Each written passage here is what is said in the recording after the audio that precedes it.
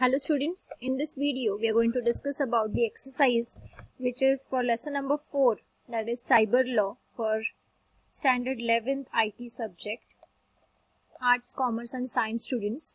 So the first question is complete the following web. So the question is do's for the students in the cyber world. So you have to write any 6 do's which the student can do in the cyber world, like keeping a strong password for their email ID, not talking to the strangers with the help of social media.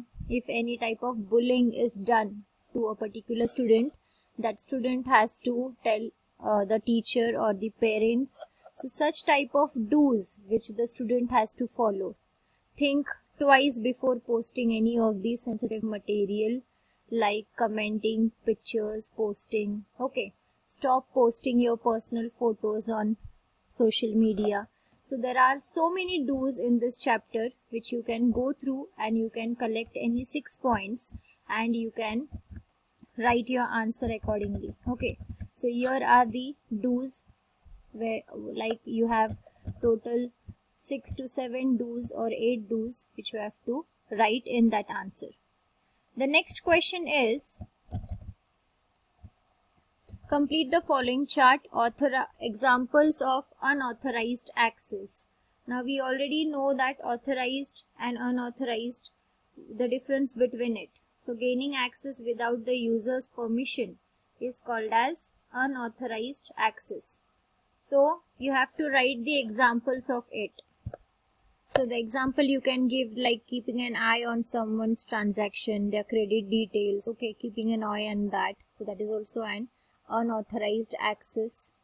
So any type of such things where you are not allowed to access and you are trying to access without the permission, then it is called as unauthorized access. Okay, any type of fraud, whatever you are doing, that is also going to come in unauthorized access.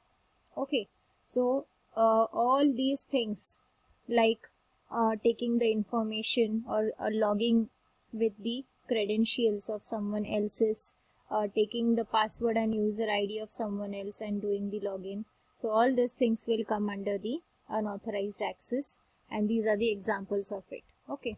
Now the next is fill the following boxes with appropriate cyber crimes and names. So the first question is copyright violation of software created originally by an individual. So any software or any music, audio, whatever is created by an individual is called as a copyright. That the copyright is given to that individual, to that creator. He is only having the right to sell it further and to make money out of it. So anyone who is doing a copyright violation of software created originally by an individual, that is called as cyber software piracy. So that is a cyber crime and it is called as software piracy. Next is gaining access without the user's permission. Whoever is gaining the access without user permission is called as unauthorized user, and this type of cyber crime is called as unauthorized access. Next question, extracting confidential information by email. So whenever an email comes to you by asking your credit card number, password, OTP and you just enter it, and such type of things are called as phishing. It is also called as email spoofing. Next question is read the following and answer the questions. Here is the case study given to you. Rahul lost his pen drive in his college computer lab. His classmate Madhav finds it. He carries it home to return it to him the next day. But Madhav opens it and he finds its favorite game. He thinks of making a duplicate copy of this game software. Okay, so there are two people, one is Rahul and second is Madhav. Both of them are studying in the same college. Now Rahul has lost his pen drive in the college and Madhav gets the pen drive. But when Madhav goes at home, he attaches the pen drive to his PC and finds a game in that pen drive. So he plans to make a duplicate copy of that game software and then return him the next day. Now the first question is, does Madhav think ethically? Is it ethical? No, it is wrong. If you're getting someone's property, you should not use those properties or you should not open the information which is there in it without the user's permission. So this is totally unethical. No, Madhav is not thinking ethically. What do you think should Madhav do? So Madhav should immediately give his pen drive him to back.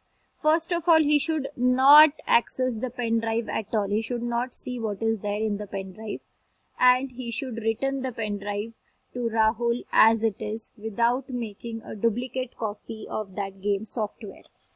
Next, if he makes a duplicate copy, then which cybercrime will he commit? So if he is making a duplicate copy of that particular game software, it is going to be considered as software piracy.